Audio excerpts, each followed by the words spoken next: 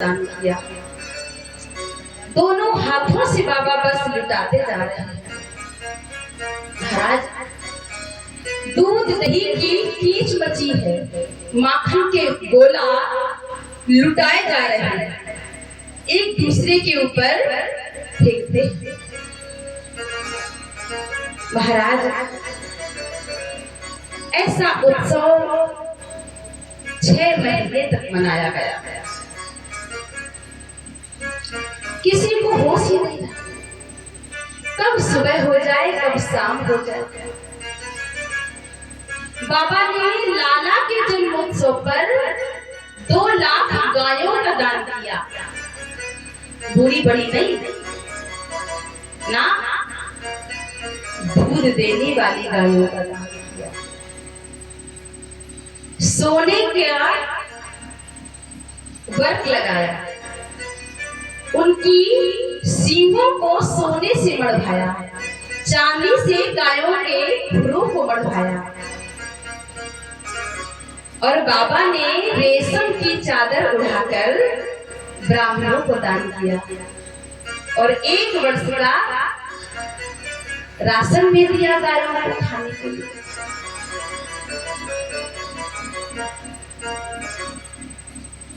बस बाबा लुटाते जा रहे हैं, मैया लुटाती जा रही है। ब्रजवासी एक दूसरे को बधाई देते हैं। भैया बधाई हो, हमारी नंद रानी के यहाँ आज लाला हो गया। बहना बधाई हो, हमारे नंद राय के यहाँ आज लाला हो गया।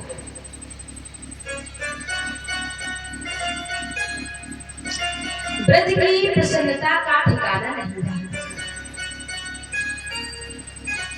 उत्सव मनाया जा रहा है, सब गोपियां सज धज के आई, श्रृंगार करके आई। कैसा श्रृंगार? इतनी जल्दी में थी मां कि होठों में लगाने वाली चीज आंखों में लगा ली और आंखों में लगाने वाली चीज को होठों पे लगा लिया। और महाराज कभी साड़ी पहनती है, कभी फरिया पहनती है। कैसे जाऊं, क्या करूं? सब सज सज के श्रृंगार करके मैया के आंगन में आई है। बस नाच रही है, गा रही है, बधाई दे रही, बधाई दे रही। बधाई ऐसा शब्द है कि कई जगह प्रयोग किया जाता है। बधाई दी जाती है, बधाई जाती है, बधाई बांटी जाती है, बधाई गाई जाती है। बधाई ऐसा शब्द है जो कई जगह प्रयोग किया जाता है। सब लोग आशीर्वाद देते हैं, सब आशीर्वाद देते हैं। मैया यशोदा के लाला नंद जी को लाला चिरंजीवी आशीर्वाद देती है। बरसाने से गोपियां आई टीका लेके। कीर्ति मैया अपनी लाली राधा को लेके आई। भानु जी आए। नंद भानु जी अच्छे मित्र हैं और जब लाला लाली का जन्म नहीं हुआ था तो आपस में वादा किया था। क्या? यदि हमारे यहाँ लाला हुआ और तुम्हारे यहाँ लाली हुई तो तुम टीका लेके आना, हम विवाह करेंगे। और यदि हमारे यहाँ लाली हुई तुम्हारे हम टीका लेके आएंगे। तो ब्रज के यहाँ श्री किशोरी राधा रानी ने जन्म लिया। 15 दिन तो बड़ी है। और नंदरानी के यहाँ कन्हैया ने। तो आज भानु जी ने टीका तैयार किया, टीका लेके आए। कहते हैं 11 महीना और 15 राधा रानी ठाकुर जी से बड़ी है। और ठीक 15 दिन बाद राधा रानी का जन्मदिन मनाते हैं। तो उत्सव मनाया गया। सब बरसाने की सखियां आशीर्वाद देती हैं। जुग जुग जीवेरी मैया तीरो लेना, जुग जुग जियो दाई तीरो लेना, जब जब जीवेरी सोना मैया तेरो लेना, जुग जुग जी तेरो लेना, जब जब जीवेरी सोना मैया तेरो लेना, तेरो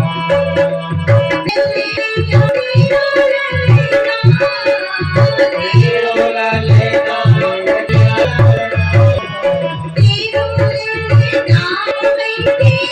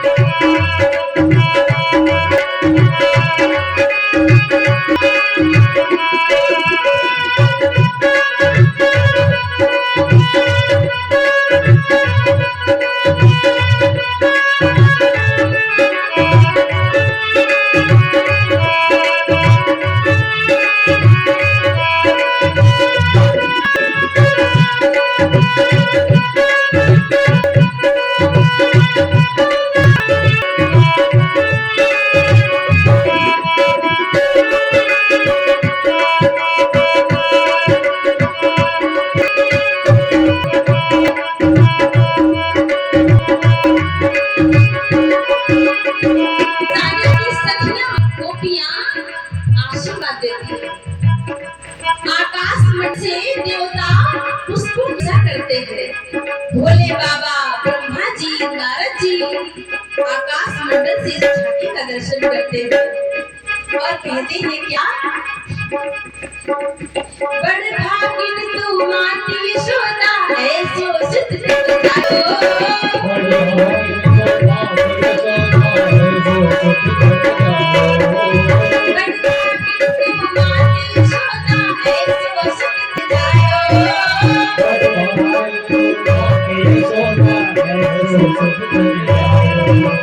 पूरन ब्रह्म जगत को स्वामी,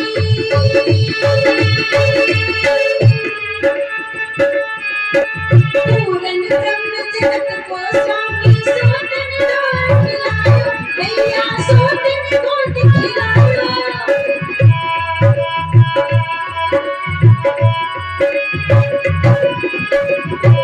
डाको डाल झुलावे पलना तेरो लेना, डाको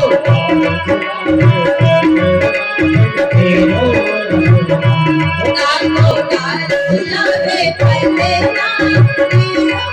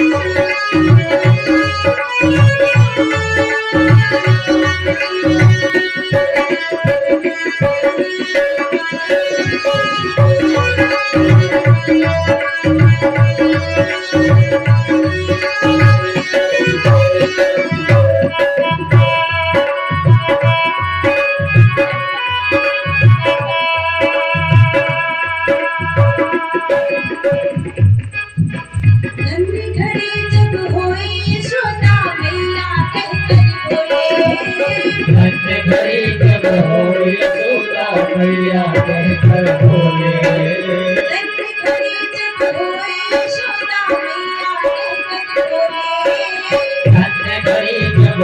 यशोदा मैया कहकर बोले,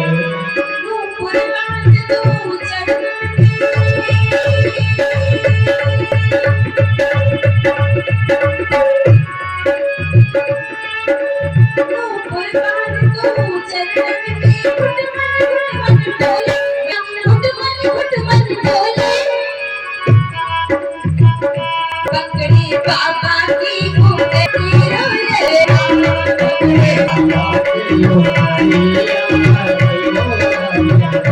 पकड़े बाबा की घुंघरिया रे राम। पकड़े बाबा की घुंघरिया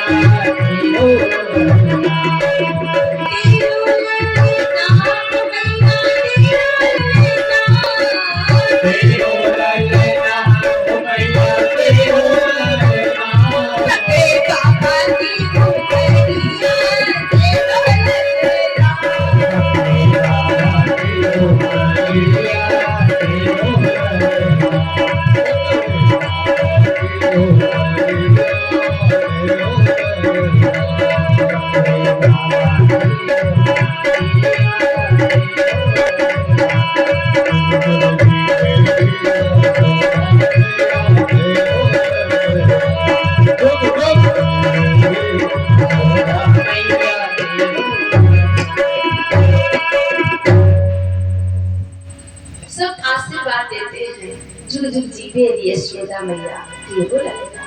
ऐसा भाग्य, ऐसा सौभाग्य किसको प्राप्त हो सकता है जिसने ब्रह्मांड के नायक को गोद में खिला दिया। सांडिल्य मुनि ने स्वस्ति वाचन किया, पाठ किया, जाकर संस्कार हुए गोपाल जी के, और फिर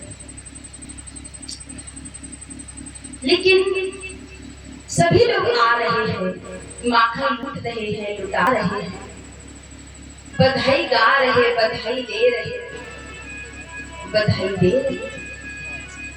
लेकिन इतने लोगों के बीच में रोहिणी मैया नहीं है, बलराम की जो माता है, वसुदेव जी की जो भार्या है, वो नहीं आई। क्यों? पति के जीवन में यदि कष्ट है तो माताओं को ज्यादा सज सवर के किसी उत्सव में अधिक नहीं जाना चाहिए, शास्त्र कहते हैं। और पति और छोटी बहन तो जेल में बंद है, कैसे उत्सव मनाए?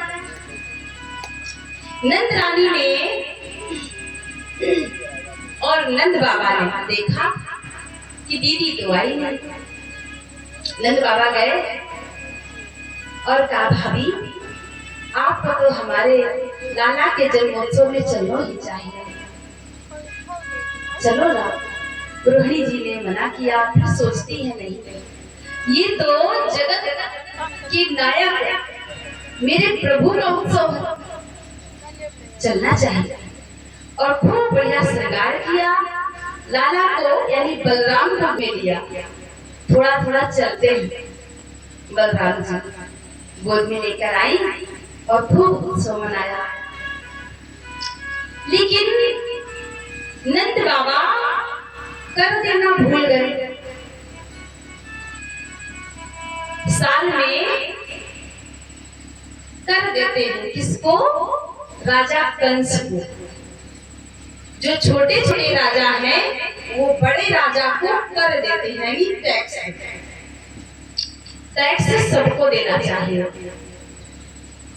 तो छोटे छोटे जो गांव हैं, गोकुल, बरसाना, सौरी, इन छोटे छोटे गांवों के राजा हैं नंद बाबा, वसुधानु बाबा, वसुदेव जी। तो ये छोटे छोटे राजा बड़े राजा यानी कंस को कर देते थे। नंद बाबा ने कहा, देवी अभी तक हमने कर नहीं दिया, आप उत्सव मनाओ, हम जरा कर दे के आते हैं कंस को। नंद रानी ने कहा, ठीक है। बाबा इधर कर देने आए और इधर क्या हुआ? कर देने आए और वसुदेव जी मिल गए। अभी कुछ दिनों के लिए बंधन मुक्त कर दिया था कंस ने कि अब तो 8 संतानें हो गई, तो छोड़ दिया था। वसुदेव जी ने देखा नंद बाबा को तो गले से लगा लिया और वसुदेव जी बधाई देते हैं, नंद जी आपको बधाई हो, आपके यहाँ लाला ने जन्म लिया है, मैंने सुना है, तुम्हें बधाई हो। अब नंद बाबा उस रात की बात थोड़ी ना जानते थे वसुदेव जी कि रात में अदला बदली वसुदेव जी ने किया है। वो बधाई दे रहे वसुदेव जी और नंद बाबा अपने भाई को देख के रुदन करते हैं, रो रहे हैं। कहते हैं अहो देवकी पुत्रः कंसेन बह्यो हतः एका वसिष्ठा वर्जा कन्या सापि दिवं गतः। मैंने सुना है कि आपकी भार्या देवकी की 6 संतानों को कंस ने मार दिया और 7वीं संतान गर्भ में ही नष्ट हो गई। 8वीं संतान कन्या हुई थी, वो भी आकाश में चली गई। मुझे बड़ा दुख है भैया। वसुदेव जी बधाई देते हैं और नंद बाबा रो रहे हैं। देखो कितना प्रेम है। मित्र वो है जो मित्र के दुख में दुखी हो, मित्र के सुख में सुखी हो। रो रहे हैं। नंद बाबा ने समझाया, वसुदेव जी ने नंद बाबा को समझाया, आप रोइए नहीं, जो होना था वो हो गया। विधि के विधान को कौन टाल सकता है। और एक पुत्र तो मेरा आप क्या है ही। बलराम जी की ओर इशारा करते हैं। अजी दूसरे वाले को ही हम अपना मान लेंगे, छोटा वाला जो आपका है उसको भी हम अपना ही मान लेंगे। नंद बाबा ने कहा हाँ हाँ बिल्कुल, संकोच मत करना। अब बुढ़ापे में कोई लाला होएगा, सब आप लोगों के आशीर्वाद से है। लेकिन मैं कहता हूँ कि आपको यहाँ रुकना नहीं चाहिए, आप सीधे गोकुल जाएं, क्योंकि आकाशवाणी ने कह दिया था ना कि 8वीं संतान देवकी की है, तो जन्म ले चुकी है। तुझे मारने वाला ब्रज में जन्म ले चुका है। वसुदेव जी को डर है कि कहीं कंस कोई उत्पात न खड़ा कर दे, इसलिए नंद जी से कहते हैं आप रुको नहीं मथुरा में, आप जाओ। नंद बाबा ने कहा कुछ चांदी के खिलौने सुनार के यहाँ डाले हैं बनने के लिए, तो लेके जाएंगे और आपका बालक हमारा बालक दोनों मिलके खेलेंगे। बाबा को वसुदेव मथुरा में रुक गए। वसुदेव जी के साथ में चर्चा करते हैं इधर क्या हुआ। कंस ने आपातकालीन मीटिंग बुलाई और सभी असुरों को बोला भाई देखो, आकाशवाणी ने तो कह दिया है कि मुझे मारने वाला ब्रज में जन्म ले चुका है। अब पता कैसे किया जाए, अपनी अपनी सलाह दो। कोई कहता है आप चिंता मत करो, 1 महीने के अंदर जितने बालकों ने जन्म लिया है सबको उठा के गंगा जी में डाल देंगे और 1 महीने बाद जिन बालकों का जन्म होने वाला है उनको मार देंगे। फिर भी यदि आपको शंका है हमारे पराक्रम पर, तो मैंने सुना है कि ये विष्णु, ये नारायण वही रहता है जहाँ संत रहते हैं। गौ सेवा होती है, ब्राह्मण सेवा होती है। संतों को वैष्णवों को परेशान करना प्रारंभ कर देंगे तो विष्णु साथ आ जाएगा, सामने मार देंगे। लेकिन तुमको ये करने कौन देगा? ऐसे तुम जाओगे घर में, तुमको घर में घुसने कौन देगा? और फिर हमारी सत्ता खतरे में पड़ जाएगी। जन जन समाज है हमारे विपक्ष में खड़ा हो जाएगा। ऐसा नहीं करते।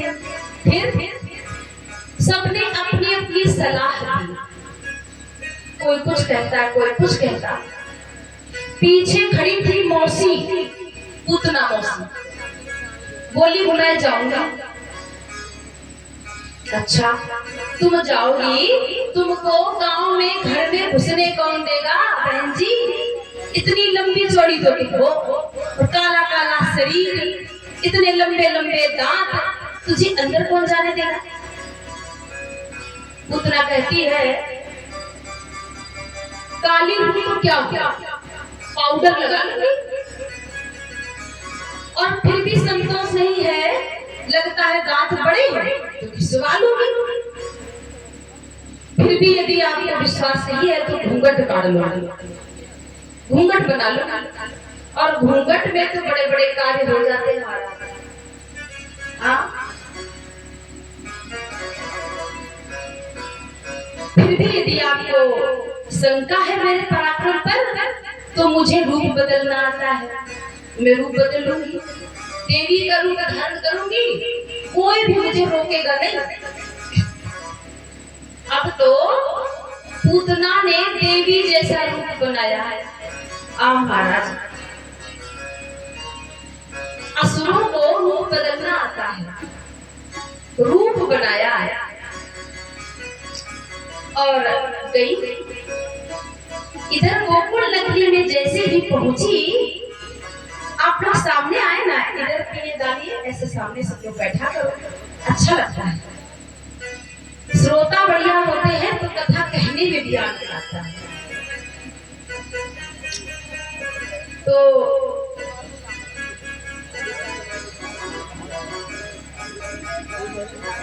पूतना पहुंची, नंद बाबा है मथुरा में और पूतना पहुंच गई गोकुल में। जैसे ही गोकुल में पहुंची तो गोकुलवासी तो बस गा रहे हैं, नंद घर आनंद भयो जय कन्हैया लाल की, नंद घर आनंद भयो जय कन्हैया लाल की, बधाई गा रहे हैं।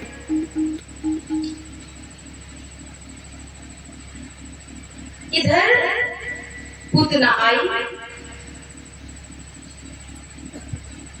जैसे ही पूतना को देखा ब्रजवासियों ने,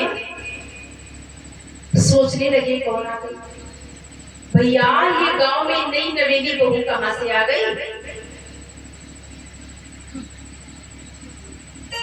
तो एक दूसरे से सखियां कहती है तू नहीं जाना, ये नंदरानी की सहेली होएगी बचपन की। तो किसी ने रोका भी नहीं, रास्ता दे दिया, पूतना चली गई। और जहां मैया पालना झुरा रही थी कन्हैया को, वहीं पर जाके और नंदरानी के पांव दबाने लग गई, पांव छूने लग गई। पांव दबा दबा के जैसे ही मैया यशोदा के पांव को छूने लगी, मैया ने मना किया, आप ये क्या करती हैं, आप तो ब्राह्मणी जैसी लगती हैं और हमारे पांव काय को छू लिए। पूतना बोली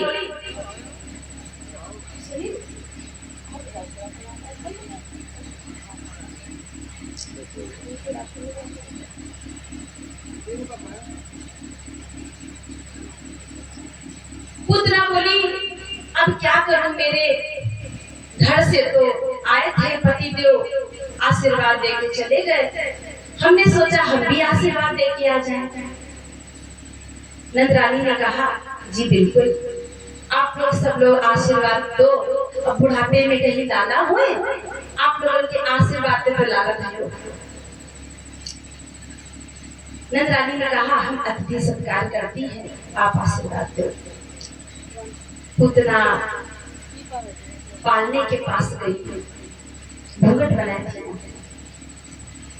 जैसे ही गई, रोहिणी जी नंदरानी अतिथि सत्कार में लग गई और पूतना ने पालने की ओर देखा और पालने में बड़े बड़े कन्हैया को देखा। अच्छा, तो ये मारेगा महाराज कंस को, ये ओहो, मैं अभी इसका काम तमाम करती हूँ। अपने स्तनों पर जहर का लेपन लगा के गई थी महाराज। विचार से स्तनपान कराऊंगी, 2 घूंट पीते ही मर जाएगा, आकाश में उड़ जाऊंगी, मुझे कौन पकड़ पाएगा। महाराज हम मनोरथ तो बहुत करते हैं, लेकिन मनोरथ किसका पूर्ण हुआ है आज तक? किसी का हुआ? पूतना गई थी प्रभु को मारने, जैसे ही घूंघट उठाया, पालने में पड़े हुए कन्हैया ने देखा पूतना की ओर। पूतना ने गोपाल जी की ओर। छोटे से कन्हैया ने अपने नेत्रों को बंद कर लिया।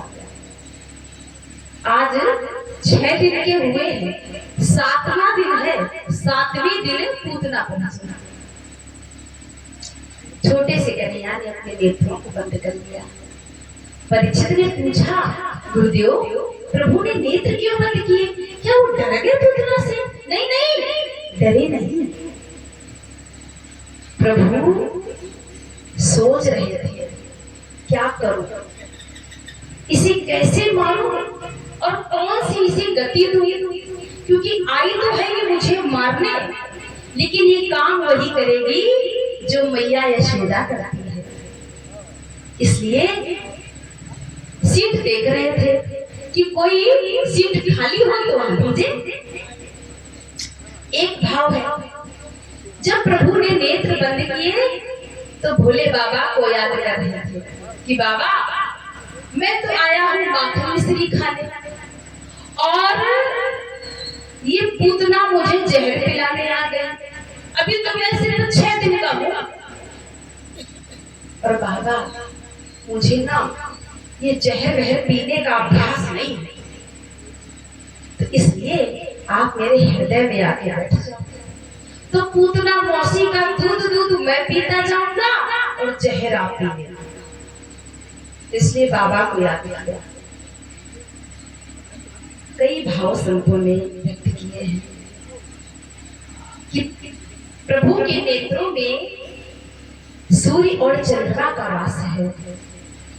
जैसे ही सूर्य चंद्र ने देखा कि ये उल्टा पूतना मारने आ गई मेरे प्रभु को, कैसा उद्देश्य लेके आई है, तो सूर्य चंद्र ने अपने नेत्रों को बंद कर लिया, अपने आप को बंद कर लिया। मैं इस उल्टा को नहीं देखना चाहता। पूरी ब्रज नगरी में उत्सव मनाया जा रहा है और इस दुष्ट बुद्धि को देखो, प्रभु को मारने आ गई। तो मानो सूर्य और चंद्र ने अपने आप को ढक लिया हो। अनेकों भाव है। पूतना ने जैसे ही घूंघट उठाया, गोपाल जी को गोद में लिया और अपना स्तन उनके मुख में दिया। सोच रही थी तो घूंट पिएगा और मर जाएगा, लेकिन ऐसा हुआ नहीं। प्रभु ने उसको एक हाथ से, दोनों हाथों से जोर से पकड़ लिया और gutter gutter gutter gutter gutter gutter पीते जा रहे, बस पीते जा रहे, पीते जा रहे। पूतना सोची, ये कैसा बालक है, मरता तो है नहीं और मुझे लगता है मुझे कुछ हो रहा है, मेरे प्राण खींच रहे हैं। अब तो प्रभु ने उसे छोड़ा ही नहीं। जब छोड़ा नहीं तो पूतना चिल्लाने लगी, अरे छोड़ छोड़ छोड़। छोटा सा कन्हैया बोल गया, मौसी जी मोल तो पकड़ को आवे, छोड़ को आवे ना है। ये कैसा बालक है? मरता तो है नहीं, बोलता 6 दिन का कोई बच्चा बोलता है। महाराज जब उसने देखा कि मेरे प्राणों को कुछ हो रहा है, मेरे प्राण संकट में है, तो आकाश में उड़ गई और अपने विशाल रूप को धारण किया। कहते हैं कि ब्रजमंडल के बाहर भगवान ने उसे उल्टा गिराया, उल्टा गिरी पूतना, और जितने भी बाग बगीचे थे सब चूर्ण बन गए, सब चूर्ण बन गए।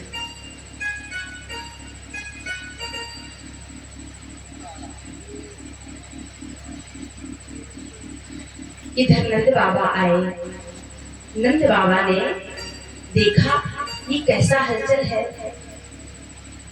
नंद बाबा को सारी बात पता चली। सब ब्रजवासी दौड़े, पूतना के पीछे पीछे भागे। अरे राक्षसी कहाँ से आ गई, ये राक्षसी कहाँ से आ गई। और नंद रानी तुमको सहूर नहीं, बिल्कुल भी छोटे से कन्हैया को पूतना के हाथ में दे दिया। नंद रानी ने कहा, मुझे क्या पता है, तो ब्राह्मणी सी लग रही थी, देवी बनकर आई थी। सब ब्रजवासी भागते भागते गए और पूतना धड़ाम से पीछे गिरी। लेकिन ठाकुर जी तो अपना काम कर रहे महाराज, उसका स्तर पी रहे हैं। सीढ़ी लगा के महाराज ठाकुर जी को पूतना के शरीर से उतारा गया। कहते हैं उसकी 7 टुकड़े किए गए शरीर के, कई भागों में बांट के उसे जलाया गया। इतनी विशाल थी पूतना। इधर ब्रजवासियों ने कहा, गोपियों ने कहा, नंदरानी तुम्हारे लाला ने राक्षसी का स्पर्श किया है, इसलिए इसे झाड़ा दो, गौशाला ले चली चलो। गौशाला लेके गई सब गोपियां और फिर गाय के पूंछ से झाड़ा दिया, गोमूत्र से स्नान कराया, गो के खुर का जो रज है वो ठाकुर जी के शरीर में लगाया और आशीर्वाद देती है। क्या? इंद्रियाणि ऋषिकेशः प्राणान् नारायणवत् स्वीत द्रीम प्रतिष्ठितम मनो योगेश्वरो वत्। इंद्रियों की रक्षा ऋषिकेश भगवान करे, प्राणों की रक्षा मेरे लाल की नारायण भगवान करे, और योगेश्वर भगवान मन की रक्षा करे। भगवान के नाम से ही भगवान को झड़ा देती है गोपियां। फिर कहती है क्रीडंतम पाथ गोविंदः शयनम पाथ माधवा।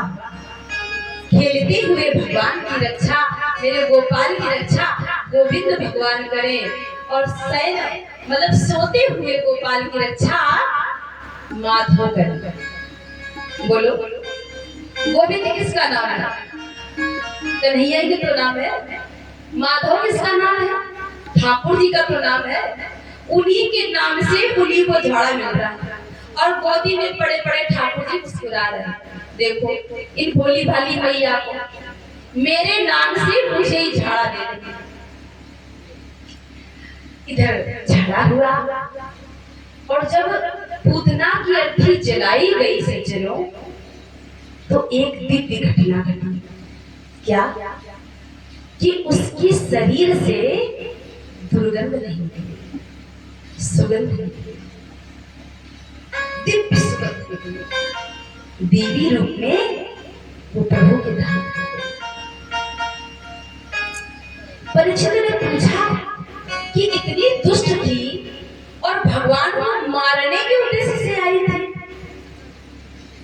तो इसके शरीर से तो दुर्गंध निकलनी चाहिए, सुगंध क्यों निकली? और इसे भगवान ने सायुज्य मुक्ति दी क्यों? देखो, और मैंने ऐसा नहीं सुना कहीं पर भी कि पूतना ने कभी एकादशी का व्रत किया, फलाहार करती। महाराज कैसी थी पूतना? लोग बालग्नि राक्षसी निधिरासना जिघांस्यापि हरे स्तनम दत्वा या सादत्तम। पूतना लोग बालग्नि राक्षसी रुधिरासना राक्षसी थी, और छोटे छोटे बच्चों का गरम गरम खून भी थी। ऐसी थी पूतना। उसको भी भगवान ने कौन सी मुक्ति दी, कौन सी गति दी? जो मैया यशोदा को कई वर्षों बाद मिली। क्यों? क्योंकि मेरा प्रभु, मेरे गोविंद गुण देखते हैं और गुण देखते हैं। भले ही वो मारने के उद्देश्य से आई थी, किंतु काम तो उसने वही किया जो माँ यशोदा करती है, इसलिए मात्र गति दी। पता नहीं कौन सा गुण मेरे प्रभु को प्रिय लग जाएगा, कौन सा गुण? न जाने कौन से गुण पर दयानिधि रीझ जाते हैं। न जाने कौन से गुण पर दयानिधि रीझ जाते हैं। न जाने कौन से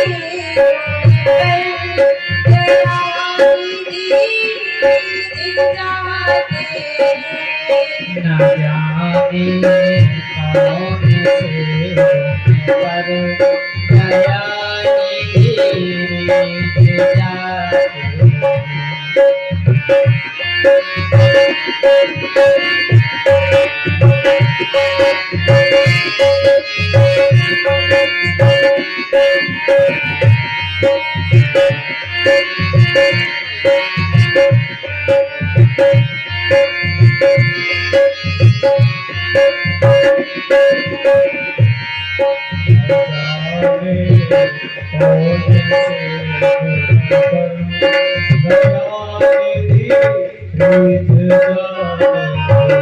पता नहीं कौन सा गुण मेरे गोविंद को भी लग जाए, कौन सा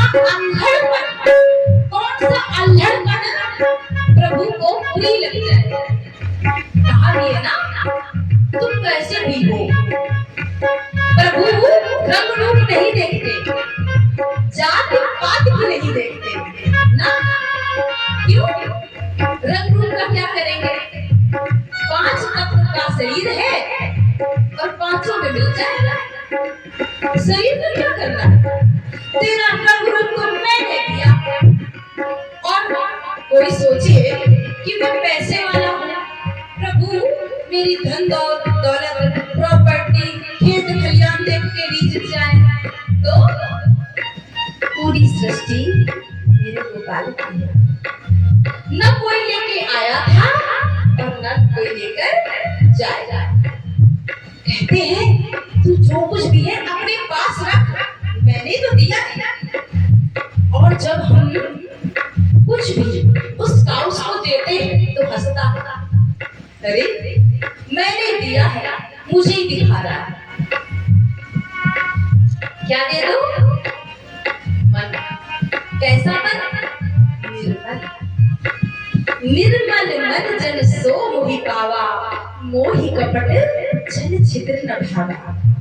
निर्मल मन हो, निर्मल, जिसके अंदर कोई मलिनता ना हो, कोई मलिनता ना हो। अच्छा, कुछ लोगों का स्वभाव होता है बाहर से कुछ और अंदर से कुछ और होता है ना। तो बाहर की सुंदरता, बाहर का बल बोड़ापन ये ठाकुर जी को प्रिय नहीं लगता ना। क्या देखते हैं? अंदर की बात। किसी ने बड़ी सुंदर लाइनें लिखी है, क्या? अरे ना देखे कोई धर्म कर्म ना जात, देखे बस भक्तों के दिल की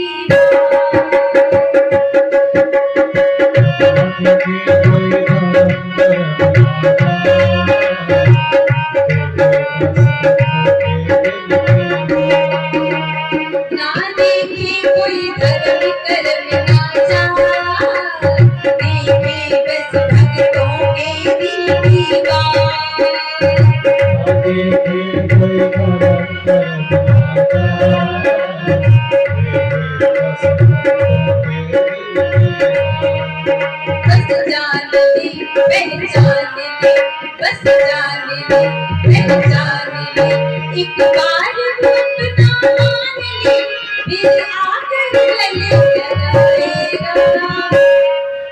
राधे राधे बोल जाएंगे, राधे राधे बोल जाएंगे, राधे राधे बोल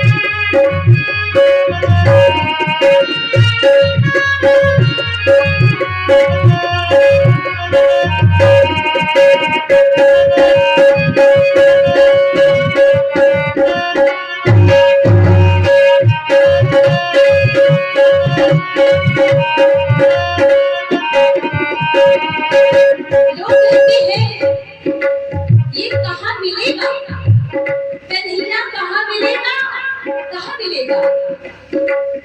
कैसे मिलेगा?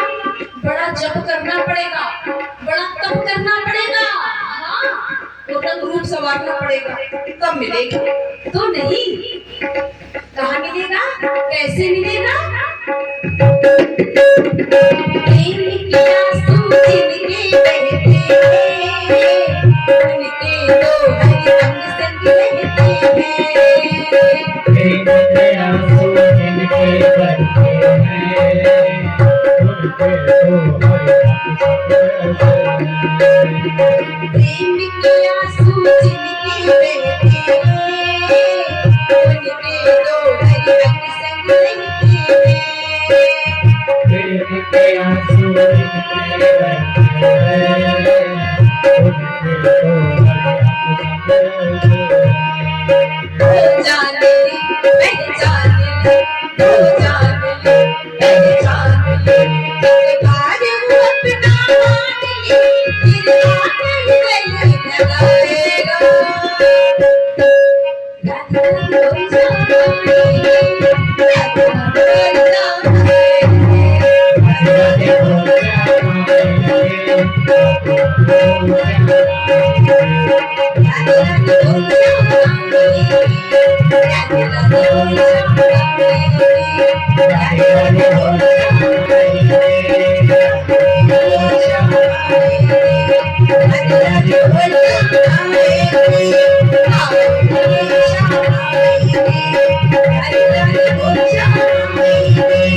राधा कोई जाने, राधे हो जाए, तो सज्जनों, रोना सीखो, संसार के लिए नहीं, प्रभु के लिए, प्रभु की याद में, प्रभु के सामने हम संसार के सामने क्या बोला? प्रेम के आंसू जिनके बहते हैं, उनके तो हर अंग संग रहते हैं। बात समझ में आई? जिसने प्रभु की याद में रोना सीख लिया, उसको कहीं जाने की जरूरत नहीं है। मीराबाई ने रोना सीखा, रोना सीखा। करमैती बाई ने रोना सीखा। नरसिंह भगत ने रोना सीखा और गोविंद को इसी कलयुग में पा लिया। हाँ, प्रभु की, उनकी याद में, उनके प्रेम में रोना सीखो।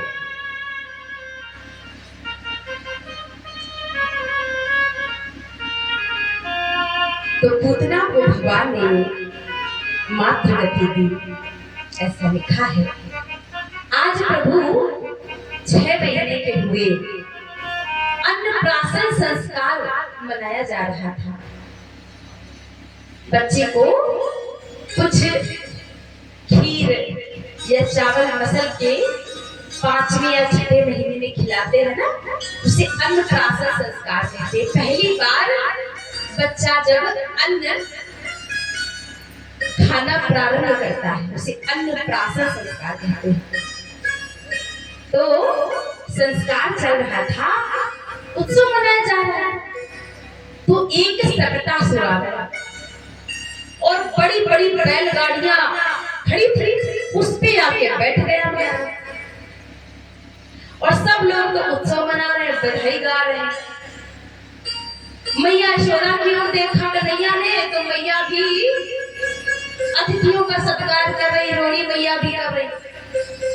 छोटे छोटे सखा पालने के पास में खेल रहे थे। ग्वाल।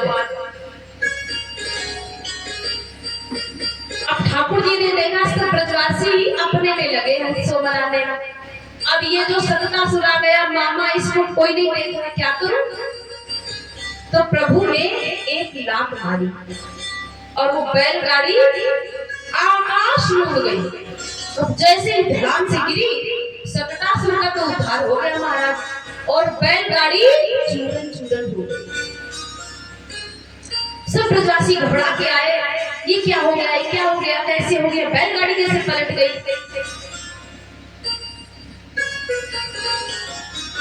जो बाल गोपाल खेल रहे थे ना, बोले मैया मैं बताऊं ना। हाँ बता लाला। ये जो दोनों कन्हैया पालने की सो रहे ना, यानी लात मारी चलदारी के छोटो से लाला या लात मारने को इतनी बड़ी बैलगाड़ी में पलट जाएगी। अब वो गोपाल बाल गोपाल कहे तो सत्य रहे थे, लेकिन मैया की आंखों पर तो वात्सल्य का पर्दा है कि मेरा लाला है, स्वीकार नहीं किया।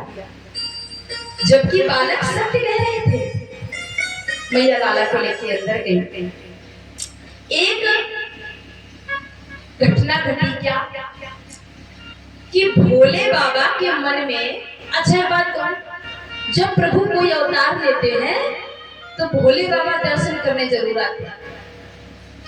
भोले बाबा ने सोचा मैं कैसे जाऊं दर्शन करने। अब बाबा आए ब्रजमंडल में, मैया के दरवाजे पर आए और बोले मैया अपने लाला को दर्शन करा दे।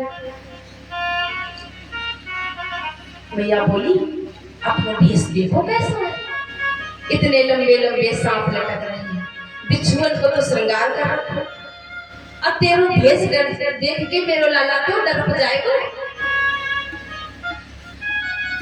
मैया बोली अरे बाबा तुमको धन चाहिए, अन्न चाहिए, वस्त्र चाहिए तो ले जा, लेकिन लाला को दर्शन न कराऊंगी। भैया तू ना जाने मेरे गले में तो एक भड़को सांप है और तेरो लाला तो 1000 भड़ वाले सांप पर सो गए, तो को पतो ना है। ए बाबा बड़ी बातें मत बता। अरे मेरो लाला तो फोटो में भी सांप देख ले तो डर जाए, मेरी गोद में चढ़ जाए। और मैया तो दर्शन कराती नहीं, क्या करा। बाबा तू जा, तुमको दर्शन ना करा रही। बाबा बोले मैया तू योगियों की हट नहीं जानती, मेरा संकल्प है कि मैं दर्शन करके ही जाऊंगा, तेरे दरवाजे से नहीं हटूंगा। मैया बोली तू तो बैठो रहे, मैं तो दूसरा दरवाजा खोल लूंगी, घर को बंद कर दूंगी दरवाजा। बड़ी हटके मैया ने दर्शन न करायो तो बाबा रूठ के गांव के बाहर चले गए। आज वो स्थान है, आप लोग कभी आए गोकुल में तो वो स्थान जरूर दर्शन करें। चिंता है, चिंतन करने लगे बाबा कि अब दर्शन कैसे करें, कैसे आखिर दर्शन करें हम। तो वो चिंता हरण महादेव, बोले चिंता हरण महादेव की। अब बाबा इधर चले गए और कन्हैया ने रोना शुरू कर दिया, रोने लग गए, बड़ी जोर जोर के रोए। मैया बोली का भैया लाला। मैया ने जैसे ही गोपियों को बुलाया, गोपियों ने कहा नंदरानी बताओ सुबह से घर में कौन आया। मैया ने कहा और तो कोई नहीं, एक जोगी आयो। जोगी, वो जोगी को बुला। जोगी कुछ करके गए। अब कुछ गोपियां दौड़ती भागती गई और बाबा के पास गई और कहा चल रे योगी नंद भवन में, तो ही यशोदा माए बुलावे, वाकई लाला को नजर लगी है, राय लोड करवावे। वाकई लाला को नजर लग गई है तो तेना राय लोड करवाई, चलो। अब बाबा भी थोड़े लफड़े में आ गए। अपनी नंदरानी से पूछ के आओ कि अपने लाला को दर्शन कराएंगे। यशोदा मैया ने कहा ठीक है कह दो करवाऊंगी। अब गोपियां आई, तो लाला से बढ़ के बस थोड़ी ना है। गोपियां आई और कहे बाबा तू चल, मैया ने तो को बुलायो। चल रे योगी नंद भवन में, ब्रज में वासो कीजे, जब जब मेरो लाला रोवे तब तब दर्शन दीजे। तू तो हमारे गांव में रह जा बाबा। अब देखो हमारे ब्रज की बड़ी मीठी भाषा है, तो तू बाबा मीठा बच्चन के। तो गोपिया बोली बाबा तू तो मेरे घर में रह जा, मेरे गांव में रह जा। बाबा आए और जैसे ही गोपाल जी का दर्शन किया तो ठाकुर जी तो चुप हो गए और बाबा का रोना शुरू हो गया। उनके सुंदरता, उनके इस रूप को देखकर प्रभु रोने लगे, भोले बाबा रोने लगे। गोपियां बोली, ये बाबा तो भलो जोखो है, हमारे लाला की बला अपने ऊपर ले ले। ए बाबा, तू तो हमारे घर ही में रह जा। बाबा बोले, भैया मैं रह तो जाऊंगा, तू एक काम कर। कहा, तू ना मेरे मंदिर अपने घर के आंगन में बनवा दे और ऐसी जगह बनवाइयो कि जहां तक अपने लाला को स्नान करावे ना तो आपको जल मेरे ऊपर आके गिरे। तो मैया ने वो स्थान बनवाया। आज नंदरानी के महल वो स्थान है, छोटा सा मंदिर भोले बाबा का बना है। तो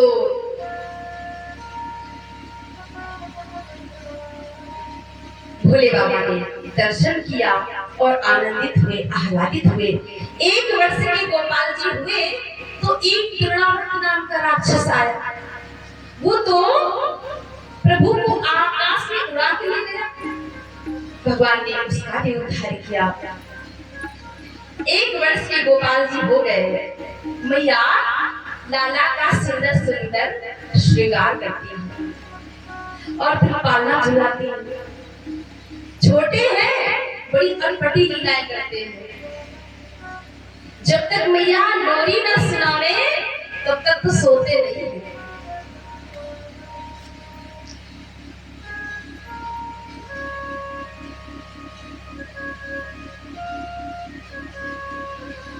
बड़ा ही सुंदर श्रृंगार है। जरी की पगड़ी बांधी सुंदर आंखों वाला, अरे जरी की पगड़ी बांधी सुंदर आंखों वाला, कितना सुंदर लागे बिहारी, कितना लागे प्यारा। की पगड़ी बांधी सुंदर आंखों वाला, सुंदर लागे बिहारी, कितना लागे प्यारा।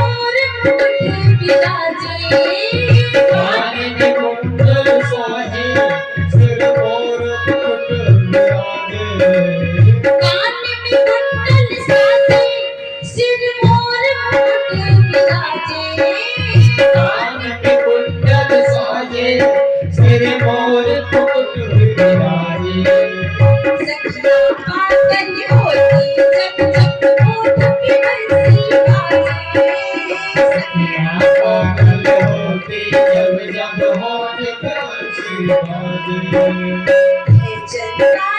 सावरा है, चंदाली सावरा ताली है बलवा, चंदाली सावरा ताली इतना सुंदर लाल बिहारी, इतना लाल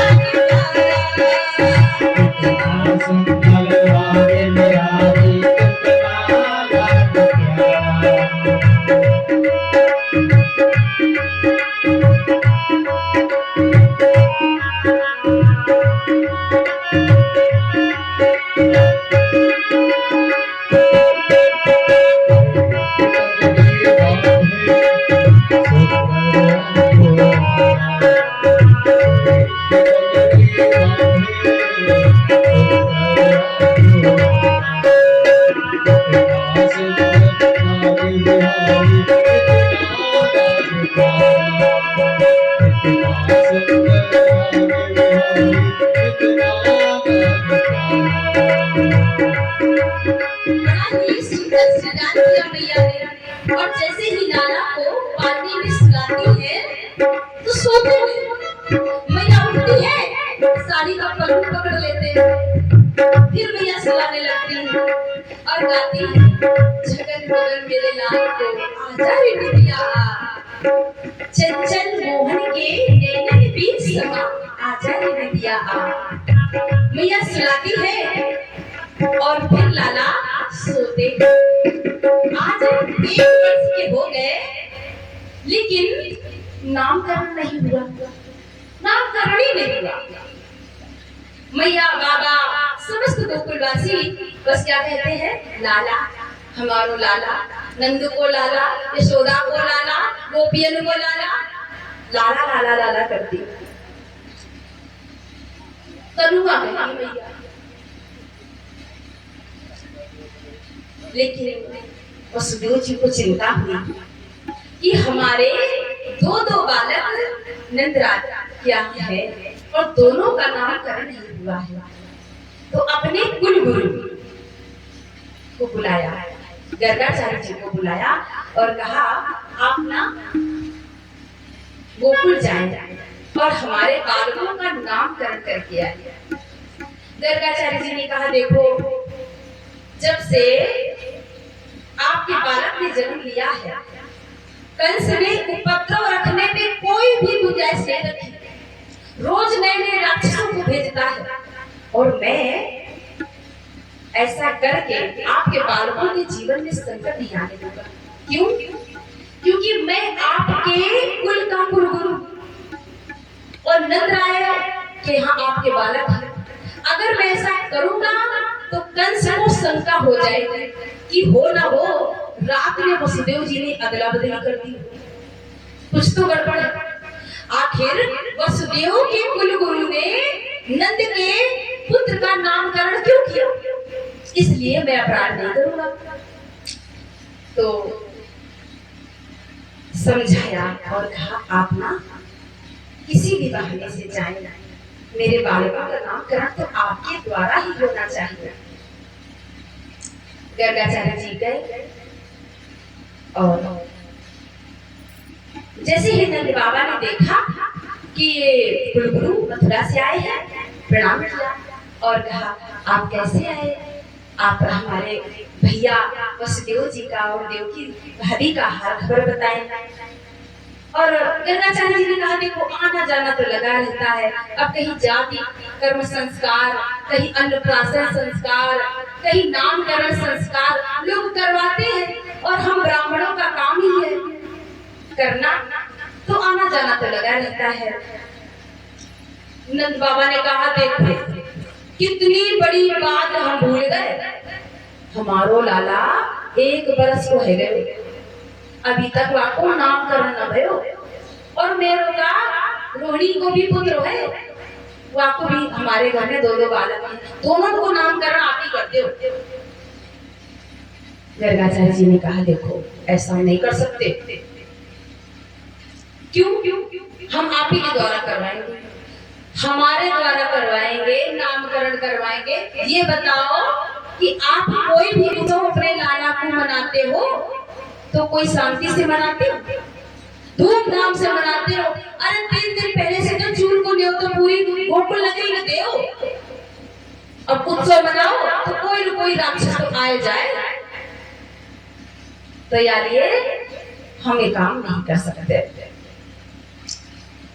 नंद बाबा ने कहा आप तो बिल्कुल सत्य बात कहते हैं, किंतु हम ना नामकरण तो करवाना ही है और आप कहते हैं तो हम गौशाला में बिल्कुल गुप्त रूप से नामकरण करवाने और आपके द्वारा ही करवाएंगे। आप जैसा विद्वान देखा मिलेगा। जैसे ही नंदरानी से बोला, नंदरानी ने कहा ये बताओ हम अपने बालकों को बाजार से खरीद के लाएं? हमारे लाला का जब नामकरण होगा ना तो 3 दिन पहले से पूरी गोकुल नगरी में न्योत देंगे और धूमधाम से अपने लाला को नामकरण करेंगे। लेकिन देवी हमें अपने लाला की प्रसन्नता की भी चिंता करनी चाहिए। कोई भी उत्सव होता है, अब देखो छठी का उत्सव मन रहा था, तभी पूतना गई, 6 महीने के हुए अन्नप्राशन संस्कार हो रहा था तो सप्ताह आ गया, तृणावण पर आ गया। कितने संकट हमारे बालक पर आते हैं। नामकरण हम लोग गुप्त रूप से करेंगे। नंदरानी का बिल्कुल ठीक है, ठीक है। अब रोहिणी जी ने अपने बालक को लिया। नंदरानी ने कहा देखो अब ये बालक सच्चो ज्योतिषी है कि खड़िया पर ढोंगी बाबा, परीक्षा तो लेनी चाहिए। ऐसा करो हमारो लाला सांवरो है और तुम्हारो भी रंग सांवरो है, तो यानी तुम अपनी गोद में हमारे लाला ले लो और तुम्हारो लाला श्वेत वर्ण का है तो हम तुम्हारे लाला को गोद में ले लेंगे। अब दोनों माताएं गई गर्गाचार्य की परीक्षा ली। जैसे ही सामने गई और बाल कृष्ण लाल को रोहिणी की गोद में देखा तो गर्गाचार्य की समाधि लग गई। ऐसी महाराज समाधि लगी, त्राटक समाधि। त्राटक समाधि समझते हैं?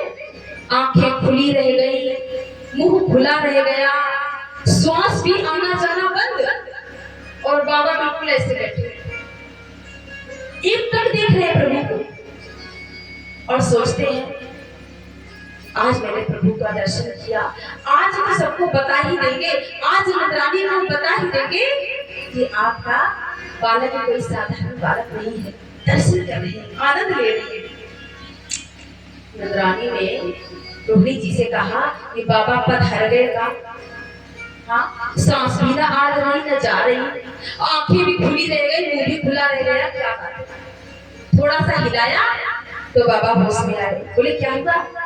बाबा हमें तो लोगों कि तुम पधार गए का? अरे पधारो हो तो बाहर पधारते, हमारे घर में काय को पधार गए? जैसे ही गर्गाचार्य ने बताने का प्रयास किया कि आपकी जो गोद में है वो नारायण है, तो कन्हैया ने बाबा से इशारे में बोला बाबा ऐसा मत करना, मुझे भगवान मत बताना। अरे भगवान ने बता दिया तो ये मैया मुझे अलमारी में बैठा देगी, भगवान समझ के। और भगवान की सेवा पूजा कैसी हुए सब लोग जानो। हाँ, 2 अगरबत्ती सुबह, 2 अगरबत्ती शाम को, बाकी भगवान को कोई न पूछे। ऐसे तो मेरा मुझे गोद में लेती है, लाड़ लड़ाती है, माखन खिलाती है, दूध पिलाती है, लोरी सुनाती है, पालना झुलाती है। अब इस सुखों से मैं लज्जित रह जाऊंगा। तो गर्गाचार्य जी को इशारे से मालूम मना कर दिया। गर्गाचार्य जी ने कहा देखो अयम ही रोहिणी पुत्रो रव्य सुहृदो गुण है, आख्याश्ते राम इति बलाधिक्यात् बलम्। देखो मैया जो रोहिणी की गोद में बालक है ना, वो रोहिणी का तो है ही नहीं, वो तो आका है। नंदरानी ने हीरे की अंगूठी उतारी और बाबा के चरणों में रख दिया।